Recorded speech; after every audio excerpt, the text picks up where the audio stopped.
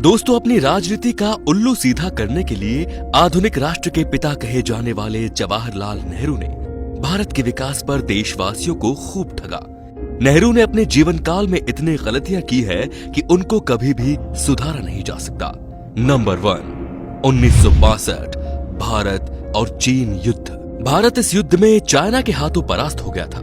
इस हार के कारणों को सही प्रकार से जानने के लिए जनरल हेंडरसन और कमांडेंट ब्रिगेडियर ने भारत सरकार की अगुवाई में एक समिति का गठन किया, जिसमें मूल रूप से भारत के प्रधानमंत्री पद पर मौजूद जवाहरलाल नेहरू को जिम्मेदार ठहराया गया था। नेहरू ने हिंदी चीनी भाई भाई का नारा देते हुए चीनी सेना को भारत में आने का रास्ता दे दिया और भारतीय सेना को रोके रखा, जिसका फायदा उठाकर चीनी सैनिक अरुणाचल प्रदेश, सिक्किम और आसाम होते हुए भारत में अंदर तक आ गए, जिसके परिणाम स्वरूप चीन ने कश्मीर का 14,000 स्क्वायर किलोमीटर भाग पर अपना कब्जा जमा लिया। नंबर 2, भारत और नेपाल विलय। अगर भारत नेपाल का विलय कर लेता तो शायद आज देश की तस्वीर कुछ अलग होती।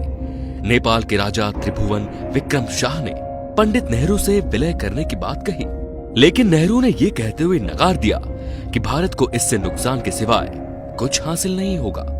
नंबर 3, 13 जनवरी 1954 को नेहरू ने भारत का दूसरा कश्मीर कहे जाने वाली काबू वैली दोस्ती की याद में बर्मा को बड़ी आसानी से दे दी, जो कि इनकी सबसे बड़ी गलतियों में से एक है। काबू वैली लगभग 11,000 स्क्वायर किलोमीटर में फैली हुई थी।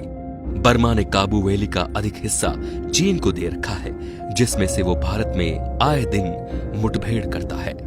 नंबर 4, नेहरू वैसे तो बहुत ही राजनीतिक ज्ञानी थे, लेकिन उन्हें क्या पता था कि दुश्मन अपनी मीठी वाणी से दिल में छेद कर अंदर कैंसर की तरह फैलता जाता है। ऐसा तब घटा जब नेहरू की दोस्ती एडविना से हुई और ये दोस्ती नहीं जिस्मानी हो गई थी, जिसके चलते नेहरू ने अपने बहुत सारे राज एडविना को बता दिए, जिसकी वजह से चीन भारत में अंदर आ गया था। पंचशील समझौता। मध्यरात्रि में जब सारी दुनिया गहरी नींद में सो रही होगी, तब भारत जीवन और स्वतंत्रता के लिए जागेगा। ये शब्द नेहरू के थे। ये कहने के तुरंत बाद नेहरू चीन से दोस्ती करने के लिए बहुत ही उतावले हो रहे थे।